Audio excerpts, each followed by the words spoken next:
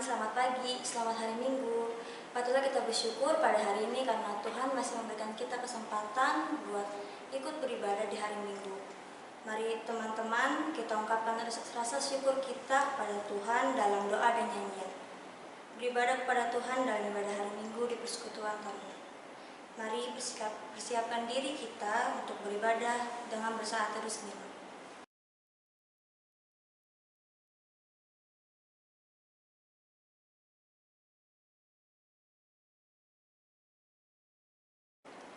Teman-teman yang diberkati Tuhan, kita mau mengawali ibadah ini dengan memuji Tuhan dari Kitab Bakti 16, bait 1 dan 2, Kau yang lain.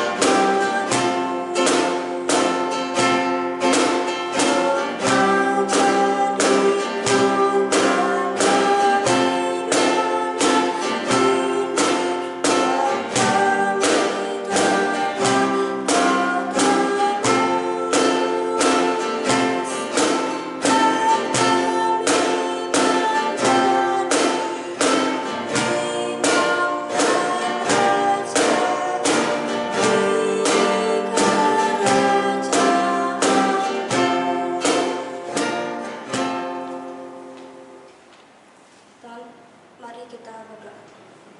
Tuhan Yesus, kami bersyukur di hari ini karena kasih sayang-Mu kami dipertemukan dalam ibadah hari Minggu persekutuan kami.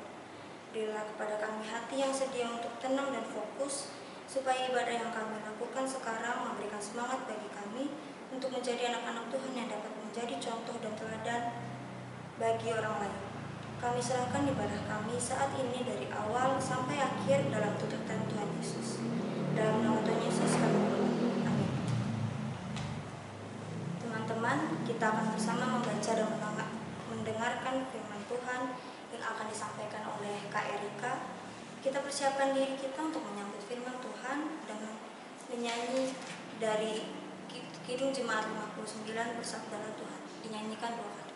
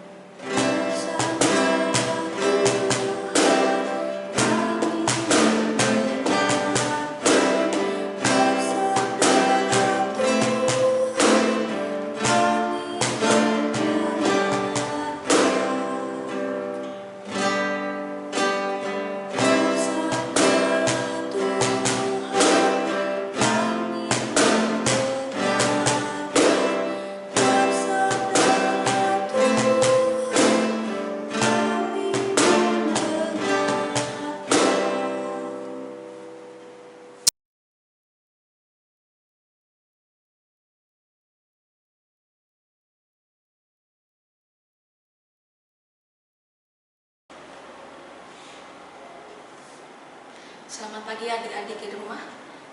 Bertemu kembali bersama saya Kak Ika, dan tiba saatnya kita akan memasuki pembacaan firman Tuhan. Pembacaan firman Tuhan kita pada hari ini terambil dari Perjanjian Baru, yaitu dari kitab 1 Tesalonika 1 ayat 1 sampai dengan 10. Sebelum kita membacanya dan merenungkannya bersama-sama, kita persiapkan doa kitab kita. Sebelum kita membacanya, mari kita bersatu di dalam doa. Allah Bapa yang berada dalam kerajaan surga, terima kasih ya Tuhan atas kesehatan dan penyertaan yang berikan kepada kami ya Tuhan, sehingga pada hari ini kami bisa berkumpul, bisa membaca sebagian kecil dari firman-Mu ya Tuhan. Satukan pikiran dan hati kami ya Tuhan, supaya kami bisa mengerti dengan apa yang kami baca dan kami dengar. Bimbing kami ya Tuhan. Terima kasih ya Tuhan. Amin. 1 Tesalonika 1 ayat 1 sampai dengan 10. Mari kita membacanya secara bersama-sama. Salam dari Paulus, Silwanus, dan Timotius kepada jemaat orang-orang Tesalonika yang di dalam Allah Bapa dan di dalam Tuhan Yesus Kristus, kasih karunia dan damai sejahtera menyertai kamu. Buah pemberitaan Paulus. Kami selalu mengucap syukur kepada Allah karena kamu semua dan menyebut kamu dalam doa kami, sebab kami selalu mengingat pekerjaan imanmu, usaha kasihmu, dan ketekunan dan pengharapanmu kepada Tuhan kita Yesus Kristus di hadapan Allah dan Bapa kita. Dan kami tahu, hai saudara-saudara yang dikasihi Allah, bahwa Ia telah memilih kamu. Sebab Injil yang kami beritakan bukan disampaikan kepada kamu dengan kata-kata saja, tetapi juga dengan kekuatan oleh Roh Kudus dan dengan suatu kepastian yang kokoh.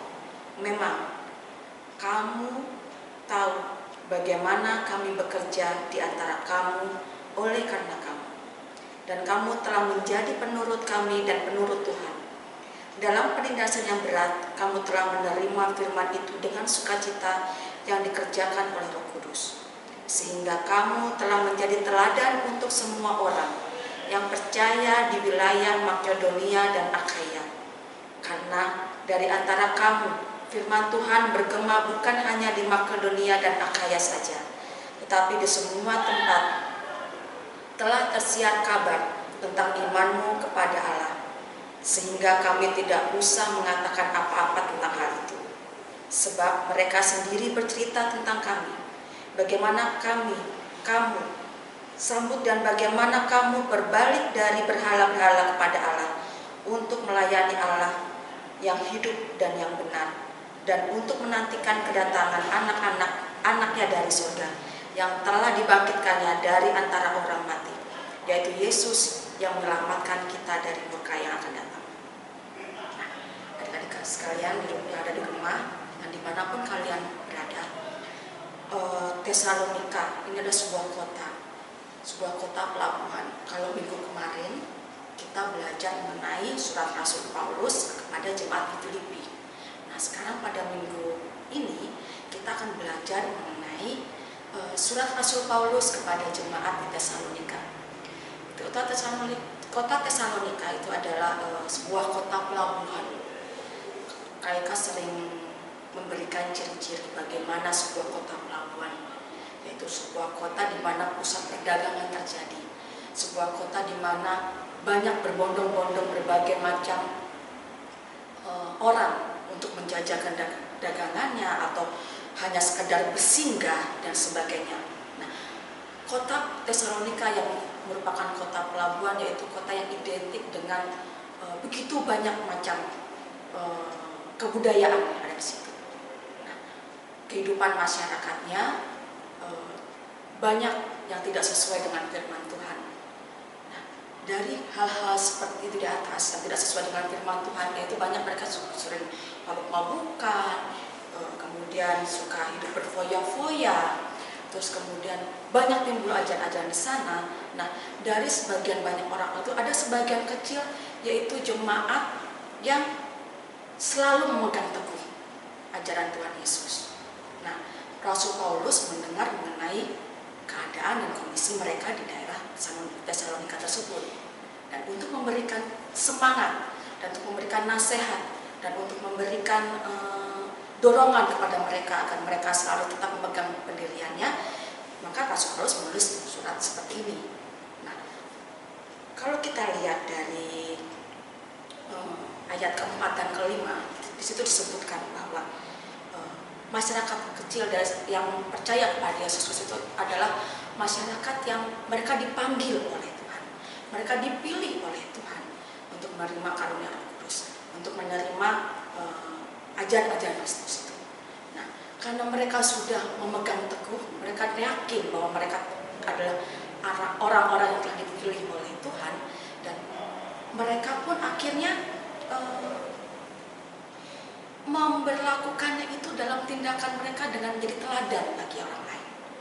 Mereka tetap memegang teguh apa yang sudah diajarkan oleh Rasul Paulus.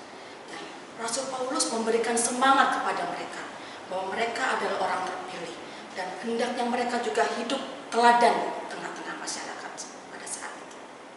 Nah, di tengah hal-hal yang mungkin mereka sebagai golongan minoritas, mereka diberikan kepastian, mereka diberikan keyakinan bahwa bagaimana mereka mengimani Tuhan Yesus, bagaimana mereka telah dipilih sendiri oleh Tuhan, dan bagaimana mereka selalu tindakan mereka menjadi teladan bagi orang lain, dan mereka supaya mereka juga diingatkan, supaya mereka bertekun dan percaya bahwa dalam pengharapan, sampai kapanpun mereka harus berpengharapan bahwa Tuhan adalah penolong hidup mereka. Tuhan Yesus adalah sumber keselamatan mereka.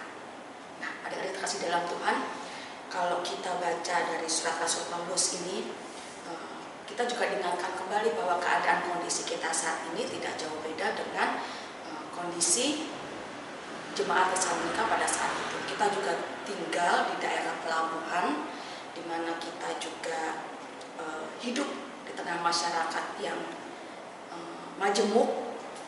Kita diingatkan kembali oleh Rasul Paulus bahwa kita ini adalah anak-anak Tuhan. Kita dipilih sendiri oleh Tuhan. Nah, karena kita sudah dipilih oleh Tuhan, maka kita harus menjadi teladan bagi orang lain. Kita harus menjadi teladan bagi sekitar kita.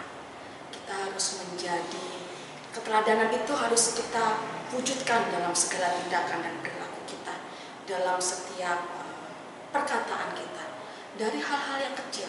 Contoh di dalam rumah saja, keteladanan itu kita wujudkan dari bagaimana kita begitu rajin, bagaimana kita ada kerinduan dari dalam hati kita untuk mengikuti ibadah secara online, atau adanya kerinduan dalam hati kita, oh iya ya, hari ini kita udah berdoa belum ya bangun tidur, atau hari ini kita udah baca firman Tuhan.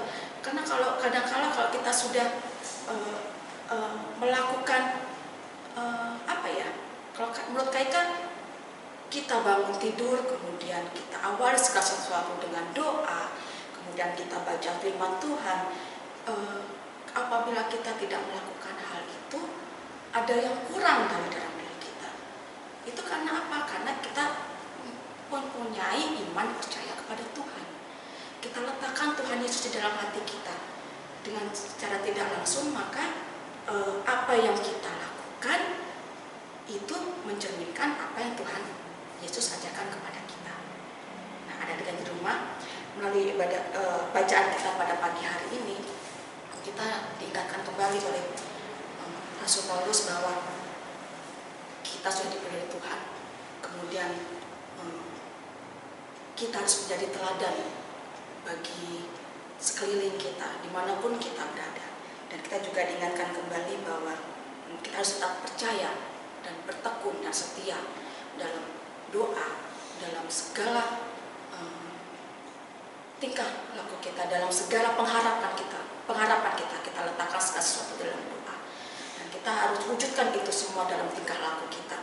Bagaimana kita harus bertutur kata yang baik kepada orang lain, bagaimana kita harus selalu bersikap ramah kepada orang lain, bagaimana kita harus adanya kerinduan dari dalam hati kita untuk mengikuti selalu ibadah pada saat hari Minggu, atau melakukan renungan pada setiap hari, atau berdoa. Itu kita wujudkan dalam tindakan kita hari-hari. Tuhan Yesus juga mengajarkan kepada kita bagaimana kita harus menjadi terang di sekeliling kita. Kalau adik-adik tahu, kalau lilin, ibaratnya ya, lilin kalau kita bakar, apabila kita letakkan di tempat yang ada wadahnya, dia tidak akan habis begitu saja. Tetap bisa dilakukan, tetap bisa dinyalakan lagi, dia tetap bisa menyala lagi. Walaupun lilin itu kecil, tapi dia bisa menerangi seluruh ruangan. Nah, kita pegang filosofi itu, kita letakkan, kita yakin dan percaya bahwa Tuhan Yesus ada di dalam hati kita, supaya kita bisa menjadi lilin di tengah-tengah dimanapun kita berada. Itulah kayak yang bacaan kita pada pagi hari ini. Nah, Kaika cuma ingatkan kembali ya Tuhan, adik-adik sekarang di rumah, dengan membuka hati kita untuk Tuhan Yesus, maka kita akan bisa menjadi teladan dimanapun kita berada. Amin.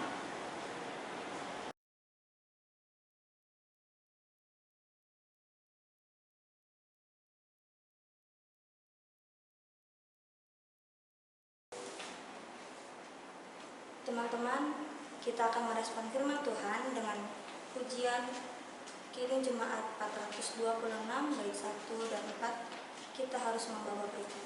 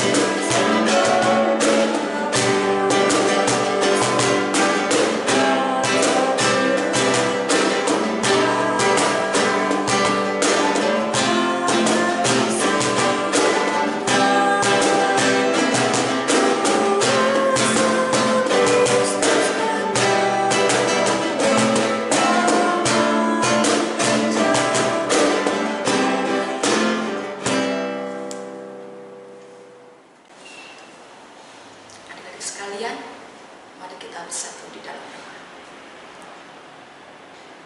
Tuhan Yesus yang baik, terima kasih ya Tuhan atas bimbingan dan tuntunan yang diberikan kepada kami ya Tuhan.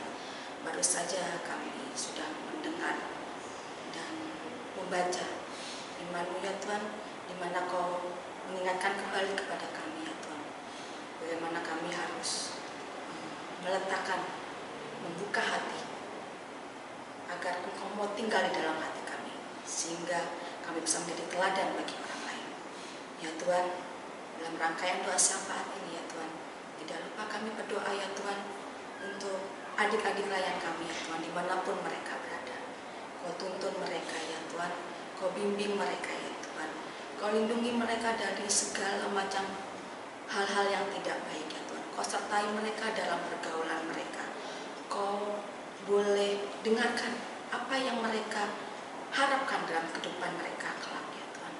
Hendaknya Kau selalu memberikan mereka hikmat, hendaknya Kau selalu memberikan mereka kebijaksanaan ya Tuhan, supaya mereka bisa selalu berjalan beriringan bersama dengan Engkau ya Tuhan, supaya mereka bisa selalu meletakkan Engkau dalam setiap langkah kehidupan mereka ya Tuhan, supaya mereka bisa selalu mengedepankan Engkau ya Tuhan dalam segala aktivitas yang boleh Engkau percayakan kepada mereka ya Tuhan. Ya Tuhan, mudah-mudahan dosa ini kami juga lupa ya Tuhan untuk berdoa kepada para orang tua dari adik layan kami dimanapun mereka berada. Kau berikan mereka kesehatan ya Tuhan, Kau berikan mereka hikmat, Kau berikan mereka rezeki ya Tuhan, Kau berikan mereka kecukupan ya Tuhan dalam memenuhi segala kebutuhan keluarga mereka. Kau sertai mereka dalam setiap langkah kehidupan mereka hari lepas hari ya Tuhan. Ya Tuhan, kami mohon padamu ya Tuhan, hendaknya Kau mendengarkan doa kami ini ya Tuhan. Dengarkanlah doa kami ya Tuhan, hanya di dalam nama Tuhan Yesus yang sudah mengajar kami berdoa. Bapa kami yang di surga, dikuduskanlah nama-Mu, datanglah kerajaan-Mu, jadilah kehendak-Mu di bumi seperti di surga. Berilah kami pada hari ini makan kami yang secukupnya, dan ampunilah kami akan segala kesalahan kami, seperti kami juga mengampuni orang yang bersalah kepada kami. Dan jangan bawa kami dalam pencobaan, tapi lepaskanlah kami daripada yang jahat. Karena Engkau yang punya kerajaan dan kuasa dan kemuliaan sampai selama-lamanya. Amin.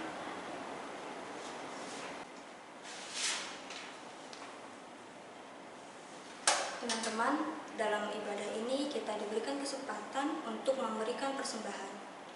Mari memberi persembahan dengan hati yang penuh sukacita sambil bernyanyi dari Kitab Bakti 81 bait 1 dan 3 Allah sumber kekuatan.